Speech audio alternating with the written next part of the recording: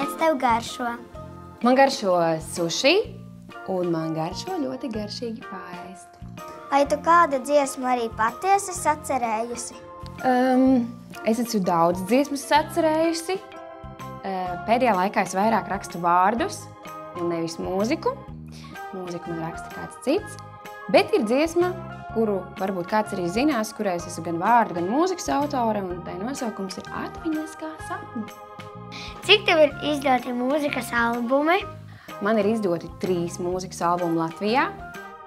Pats pirmais bija Purple Skies and Yellow Flowers, otrais ar nosaukumu Nāk nakts, trešais pēdējais, ko izdevu tīri nesen, saucās Tev paveiksies, bet man ir arī viens albums, kas ir izdots Japānā.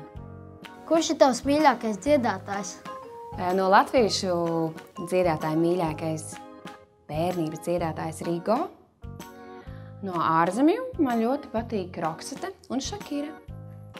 Vai tava meitiņa arī dzied? Man meitiņa dažreiz dzied, arī dejo. Un šobrīd man ir grūti pateikt, vai viņa būs dziedātāja, bet jā, viņa dzied. Par ko bija jūsu pirmā dziesma? Mana pirmā dziesma saucās All Expectations. Tā ir par cerībām, par sapņiem.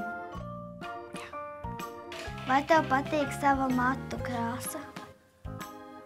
Nu jāpadomā ļoti. Patīk man matu krāsa. Kā tu ieguvi savu skatuves vārdu? Tā, kad es biju maziņa, tad ļoti aktuāli